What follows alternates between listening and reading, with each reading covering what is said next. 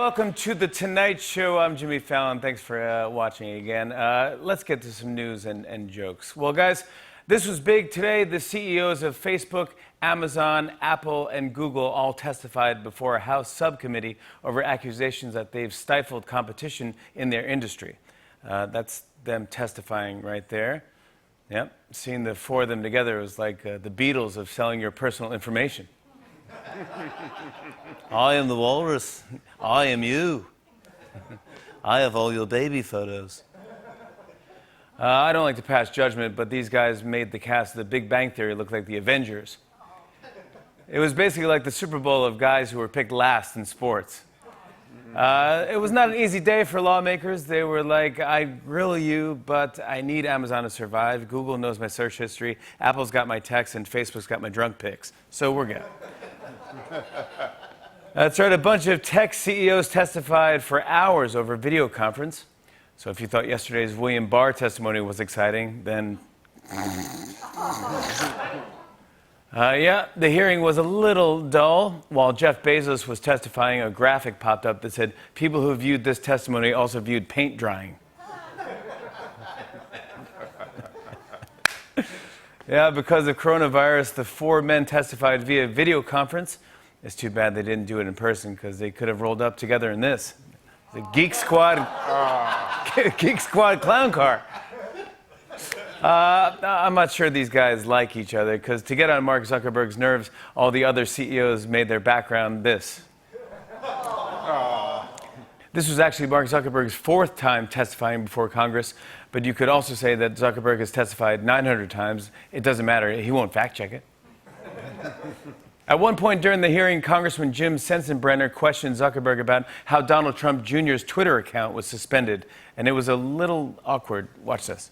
It was reported that Donald Trump Jr. got taken down for a period of time because he put something up, the efficacy of hydroxychloroquine. Now, why did that happen?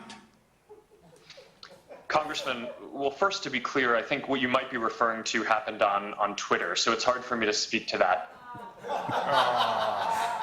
The congressman was like, what's the difference? Then the congressman was like, Twitter, right. So that question is for you, Jeff Bezos.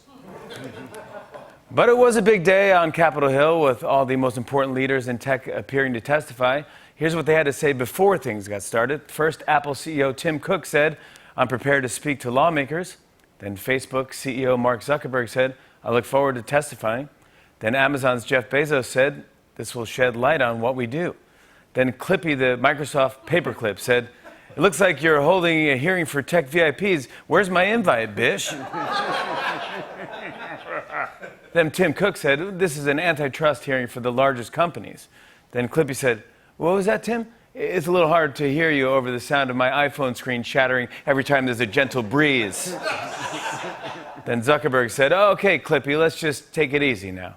And then Clippy said, I can't take it easy. I'm all hopped up on hydroxychloroquine. Your website told me to take it. Then Cook said, oh, come on, Clippy, you're obviously just drunk. And Clippy said, you're damn right I am. If you need me, I'll be at the bar with Tom from MySpace.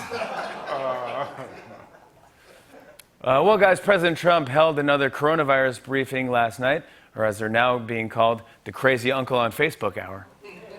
During the briefing, Trump defended the doctor he retweeted the other night who said things like, some health issues are caused by having sex dreams about demons and witches.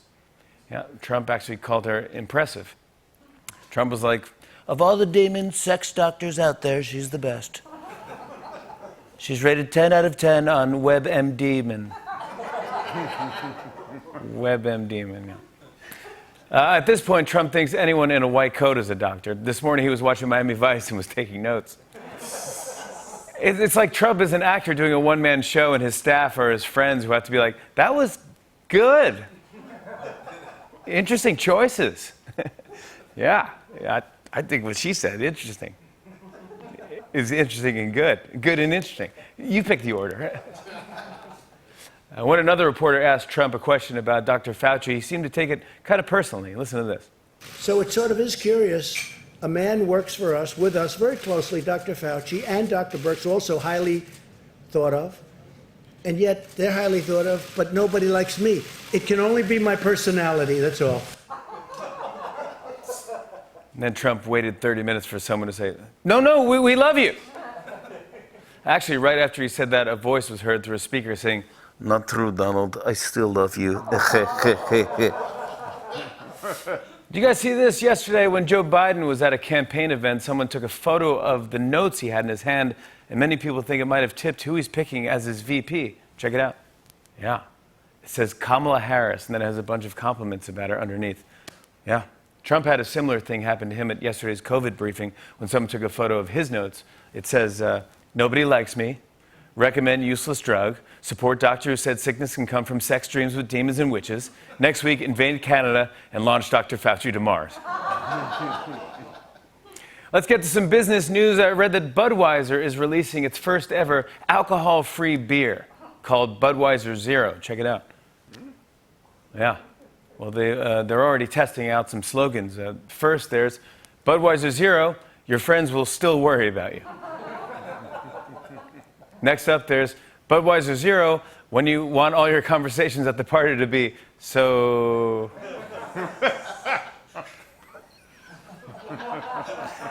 Yeah, you got that. You got that. Yeah. And then, of course, lastly, there's Budweiser Zero, basically Coors Light. All good options.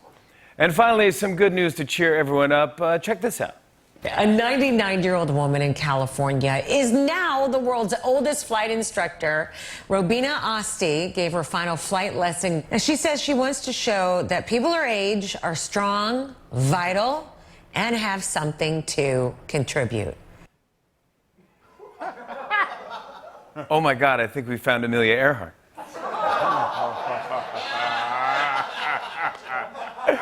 All of her flights start the same way. Backing the plane out the gate and running over a mailbox. When asked who taught her, she said, "Oh, two nice young boys, Orville and Wilbur." It's a little worrisome when you get up in the air and she looks at you and says, "I've always wanted to take flying lessons." On and on and on. I said, and it's on.